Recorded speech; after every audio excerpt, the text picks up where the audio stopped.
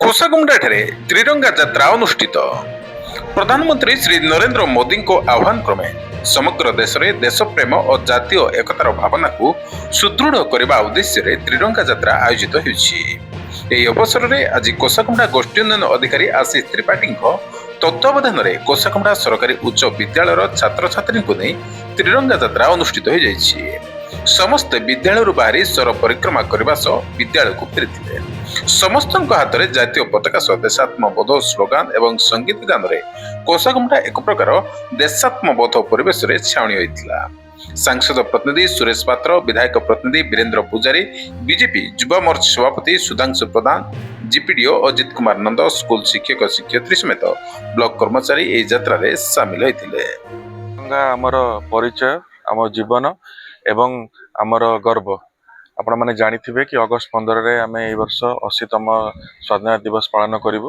ସେହି ଅବସରରେ ଆମେ ଆଜି ଆମର କୋସାଗୁଣ୍ଡା ହାଇସ୍କୁଲର ଗୋଟେ ପିଲାମାନଙ୍କର ର୍ୟାଲି କରୁଛୁ, ଯେଉଁଥିରେ ପାଖାପାଖି 250 ପିଲା ଆମର ପାର୍ଟିସିପେଟ୍ କରୁଛନ୍ତି।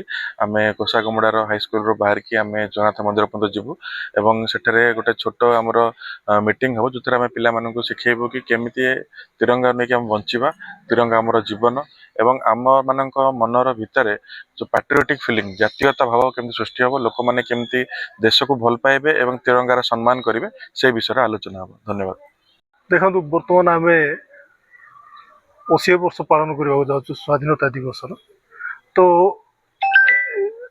ଏଥିଯୋଗୁଁ ତ୍ରିରଙ୍ଗା ଯାତ୍ରା ଗୋଟେ ସ୍ୱତନ୍ତ୍ର ଯାତ୍ରା। ଏଇଟା ହେଉଛି ଆମର ଗର୍ବ ଏବଂ ଗୌରବ। ଏଇଟା ଆମ ତ୍ରିରଙ୍ଗା ପତାକା ହେଉଛି ଆମର ଗର୍ବ, ଗୌରବ ଏବଂ ଆମର ସମ୍ମାନର ପ୍ରତୀକ।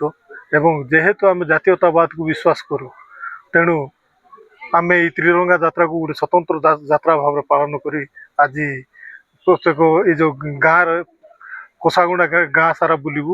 ଏଥିସହିତ ଆମର ଗୋଷ୍ଠୀ ଉନ୍ନୟନ ଅଧିକାରୀ ମହୋଦୟ ଏବଂ ଆମର MLAଙ୍କ ପ୍ରତିନିଧି ତଥା ସମସ୍ତ ଆମ ସ୍କୁଲର ଶିକ୍ଷକ ଶିକ୍ଷୟିତ୍ରୀ ଏବଂ ଛୋଟ ଛୋଟ ପିଲାମାନଙ୍କୁ ନେଇ ଗୋଟେ ରାଲି ଆମେ ଆୟୋଜନ କରିବାକୁ ଯାଉଛୁ।